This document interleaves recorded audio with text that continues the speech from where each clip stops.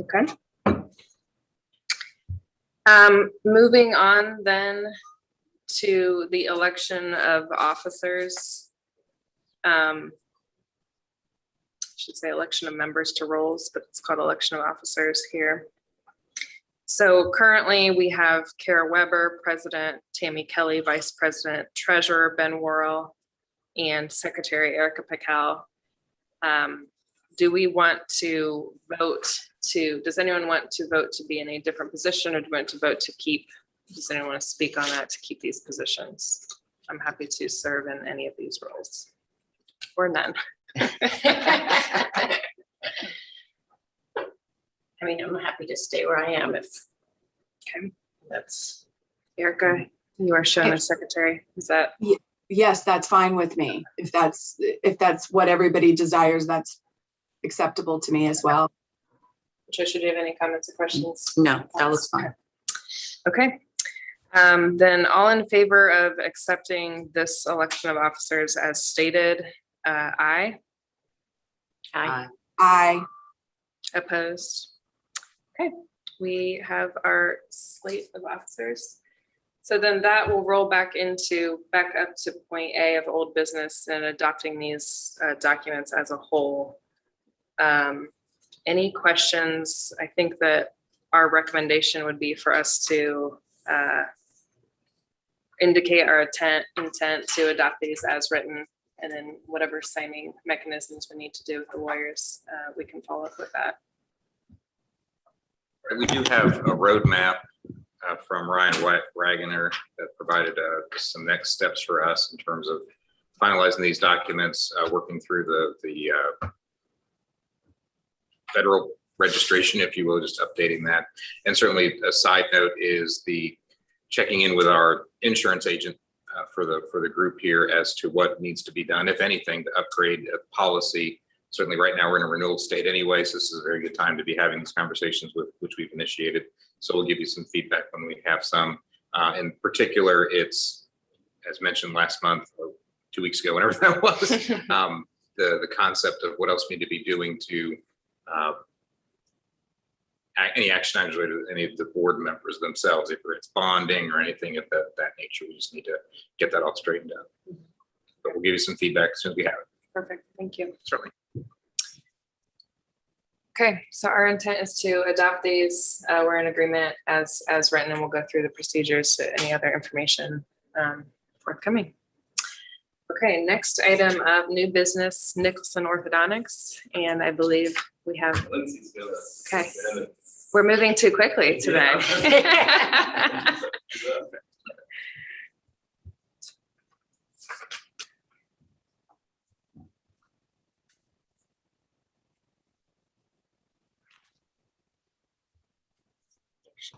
There we go. Can you hear me? Yes. Hi, Lindsay. Hi. Hi, how are you guys? Great, good. Good. Lindsay Phipps with Strongbox Commercial, offices at 65 East Cedar Street, representing Nicholson Orthodontics this morning. So we're here to present the expansion of Dr. Nicholson's future building. And I have some renderings. Kara, I know that you've seen these multiple times. If it's worth sharing with the group, I'm happy to do so, or talk through. That'd be great. I think Sure. to cast the vision, that'd be great. Thank you. Let's see here.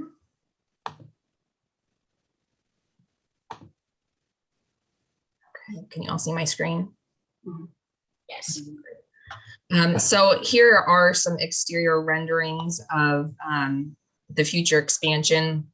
As you know, the existing expansion, or the existing building that sits, you can kind of see it up here. Maybe if I do this, this will give everybody a better view. If this is what everybody remembers. You can kind of see the existing structure is very, is white with blue shutters. We've done quite a bit of work with ZARC and with the planning department on making some facade updates to the existing structure that will match the future expansion. The existing structure is just about 4,000 square feet. And the intent is to grow that footprint for another, about another 6,000, a little over 6,000. It will connect to the existing structure, and these entrances will be used for the public and also for employee entrances. And then the existing structure will remain intact and operate as a future separate business. We've got, as you can see on this exterior plan, due to the expansion, we will also be updating the existing structure with new windows, new siding, a new roof, pretty much a whole exterior gut, if you will, to match the future expansion. And here are some better views from the south, and then also from the north side of the property. The signage that is out front today will remain as is, and we will be adding a very similar sign to the south side of the building for Nicholson's new side of the practice. So the new business will have their signage out here. So as many of you know, the cost of construction has increasingly gone up over the last since COVID, pretty much. So as a longstanding business in the village, Dr. Nicholson obviously wants to remain in Zionsville, remain here in the village, and this will be one of the first new structure buildings in quite some time in the village. So we're really excited to bring this to fruition. And this has gone through Plan Commission, it's gone through BZA, it's gone through ZARC, all with approvals. So we're hoping to kick it off and get things moving in the next couple months. Thank you, Lindsay. Can you comment on how many additional patients it would allow Dr. Nicholson to see? Yes, so here's an interior view. These over here show the number of bays. So 1, 2, 3, 4, 5 have the number of bays. Whether or not he will obviously have 5 patients at one time, but that is what would be allowed, if you will, per his space plan. And what is that a change from the existing number of bays? I believe he has 4 to date. So is this adding 5 or is this moving from 4 to 5? It's just expanding, if you will. He has an operatory today, and that will also remain in here as well. Obviously, the hope is that eventually he will bring on another practitioner to work alongside him. That's probably not going to be tomorrow, but somebody else that will eventually, I believe, be groomed to take over the practice one day when that time comes. But I do not see the number of patients that he sees today substantially being increased merely because of this expansion. If that answers your question, Kara. Yeah, thank you. So he will vacate the old building and move everything to the new, and then the old building will just be retrofitted for a new business. That's correct. Mm-hmm. Got it. Mm-hmm. If I could add to that, I think Dr. Nicholson basically said, I can't operate a house like this and meet current health standards and all that kind of stuff. Yeah. So it's not a big growth, but it is definitely a growth. Yes. Just more efficiency and If anybody has been in his current practice or had kids in his practice, sometimes it's hard to maneuver, if that's the right term. So this will give him and his staff much more flexibility from an operations standpoint to provide Zionsville the best orthodontic service they can. Is his intent to lease or what's the intent with the remainder of the? Yes, he will continue to own that building, and the intent would be to lease it. And we do have commitments with the BZA that property would never, unless it's goes through an official approval process, that building would never be a restaurant or tavern. So we kind of envision more like a law office or an attorney's office or some sort of use to that nature. Okay. Some sort of a B occupancy of some sort. Correct. Hey, Lindsay, this is Erica. He currently has several parking spaces, and I see in your drawing you've got some accommodation for that. Yes. Do you know how many, the number of spaces you're going to either, have what you have now versus what you will have? Yep. So in this new expansion, we will have 6, one of those being a handicap space. And per code, we are required to have a total of 15. So we have worked out a plan with Bob Harris right across the street for an additional 9 spaces.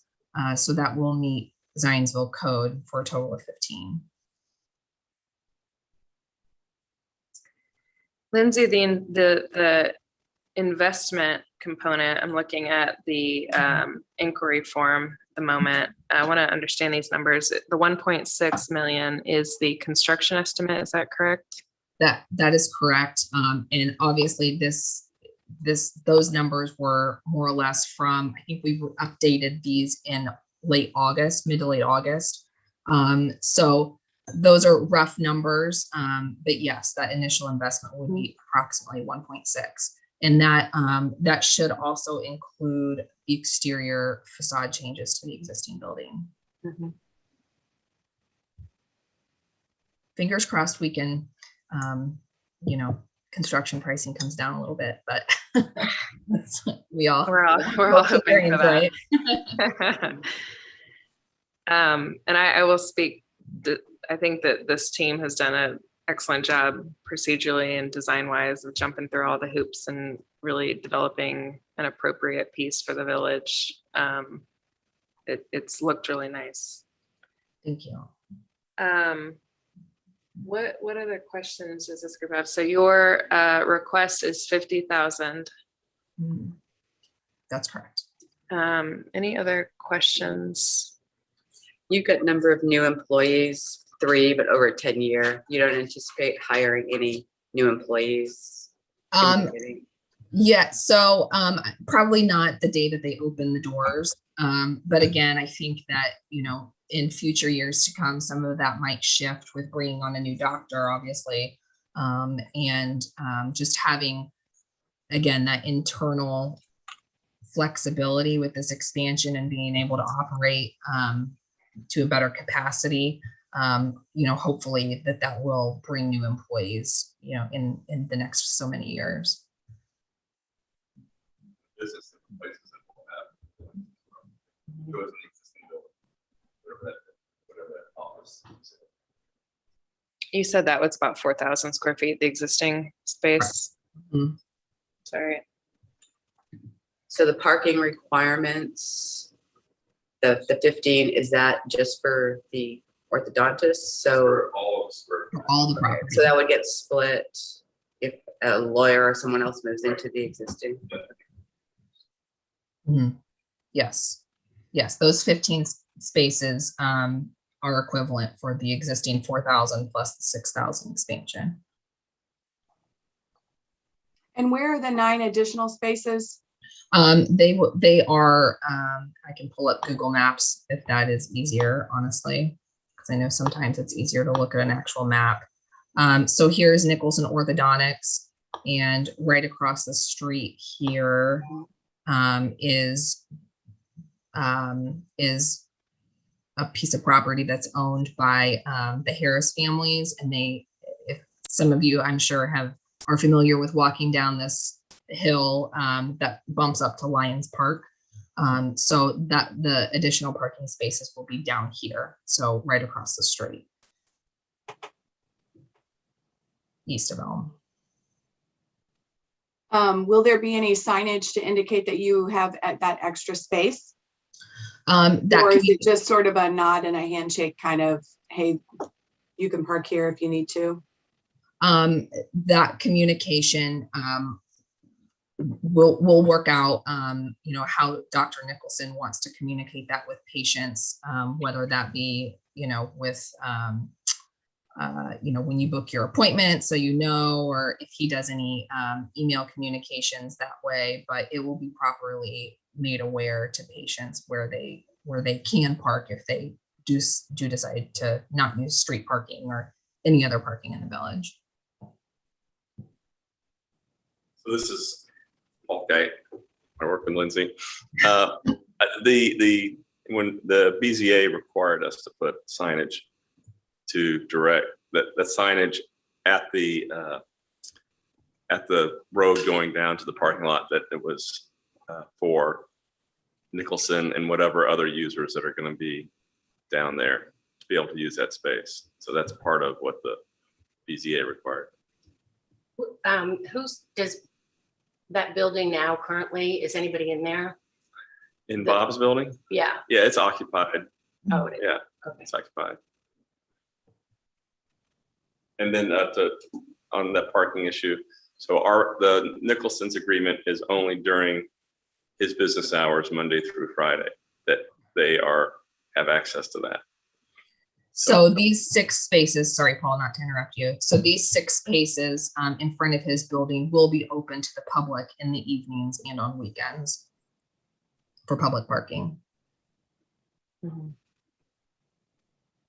That will be public parking in the evenings and weekends as well? Yes. So if you are, going next door to, to dinner or. Don't tell too many friends. Yeah. There's only 6. Yes, the public would be permitted to park there after 5 p.m. or on the weekends to enjoy the village and whatnot.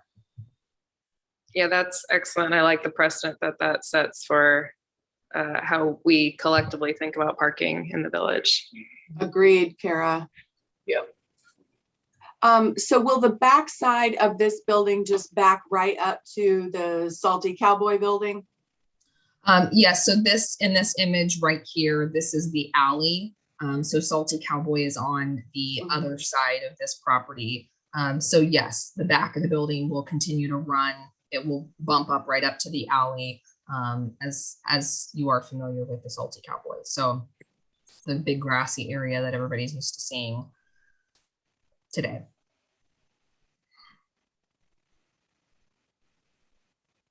So from the Google view, Mhm. there are some trees in between the 2 buildings. I'm assuming those trees will have to go. Some of them, yes. There are a few that encroach, and some of them will need to be removed. Yes.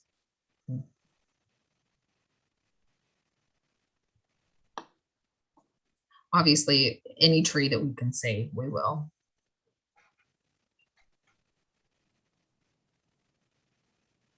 Okay. I don't think I have any more questions.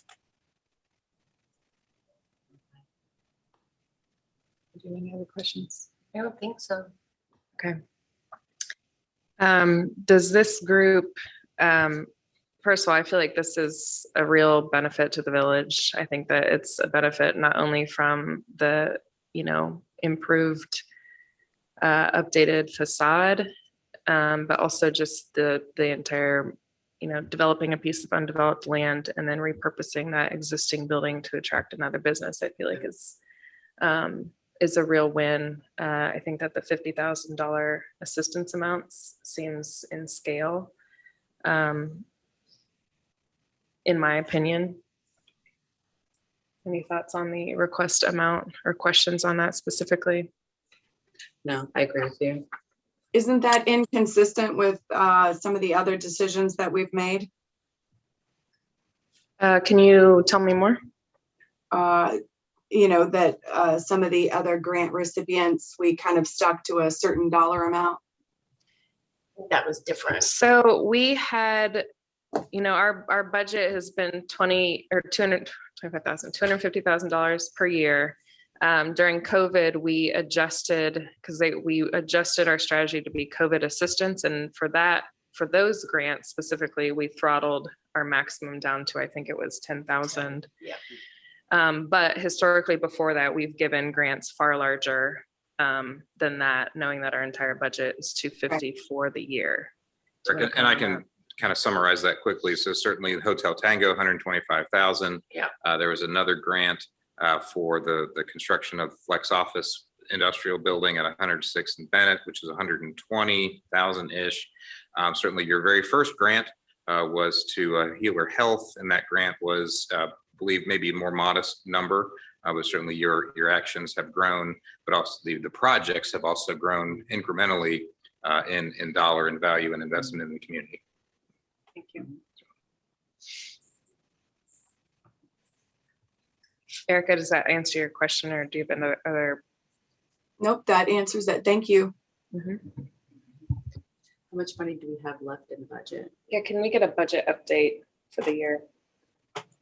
Certainly offhand, we moved some additional dollars in to this line item. The total for the RDC for this year is actually 400,000, just with everything going on. So your dollar amount is just north of 100,000 with a few different things that we've been doing, but it's still a healthy number. Thank you. Certainly. And when construction is supposed to start? Spring? Yeah, ideally as soon as the weather breaks, yes. We are in the process of finalizing construction drawings now, and we'll prepare to pull permits. And yes, hopefully first of the spring. So if we were to approve this, would that come out of 21's budget, or would that kick to 22, or? We would do what's best and most fiscally responsible for the management of the dollars. Either we would work to secure those funds out of the 2021 dollars or wait till 2022. It's whatever works better for the redevelopment commission. Can we wait to make that decision to see what happens in the next couple of months, if it's best That's to carry over? very customary to do that. We'll wait till the last minute. Okay. Do you have any other questions or thoughts I don't. on this? Okay. Yeah, I was just gonna say, do we want to see any kind of like more final numbers, or? I think that we can. I think given the scale of the ask to the full investment, I'm Right. comfortable It's pretty, yeah. that it's very much within a scale. I was But just trying to remember what we've done in the Yeah. past, but just to keep it consistent, but. that's a good question as far as our own precedent for requesting budget to substantiate the asks. Certainly your inquiry is justified, and certainly, I mean, if there's some urgency, if the group wants to come back in next month to wrap this up, that's fine. Certainly, Paul, what urgency there is. I mean, certainly it sounds like there's some level of commitment from the group here to support the request. Oh, I'm for supporting it for sure. I just didn't know if that's kind of something we should have in our files before we actually, Well, and I don't know. in the past, I think also we've asked to have like approval upon, please also provide us, so that it doesn't stay on the agenda necessarily for all an approval, but upon sending us a budget afterwards or in additional materials. Have we done that in the past? I thought we Oftentimes, did that with Hotel Tango.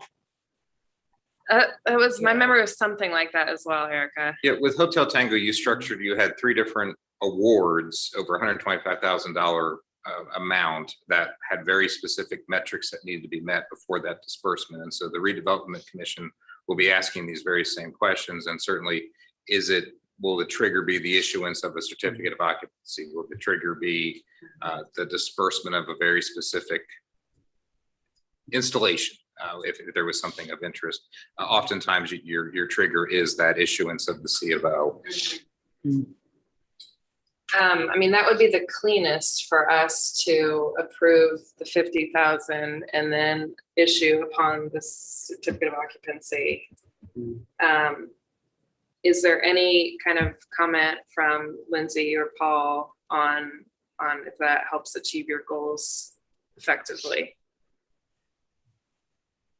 I don't have any direct comments unless Paul does on that. No, we can wait until whenever it's available. I mean, that's fine. Okay.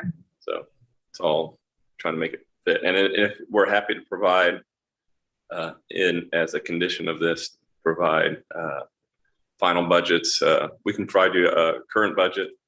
I think it's like $225 a square foot, not counting the existing building. So it's not that kind of helps everybody put it in perspective. Yeah. So we'll get you guys our current budget, and then we'll submit a final budget before we start construction, what it is. So you know, it's good information, I think, for the group to have Yeah, for what it costs to build in the village. Agree. I just feel like we've done that. Sorry, if we don't expend all our money this year, does it automatically roll over or do we lose it? We have to have it encumbered towards something specific. Is that correct? So we do process some level of encumbrances. It's not a tool that we've used as much in recent years. The redevelopment commission will again set its budget for 2022 here in the next 45 days, and it's projected that budget will be $250,000. So the dollar amounts do not roll over. It's just a budget line item that's reset every year.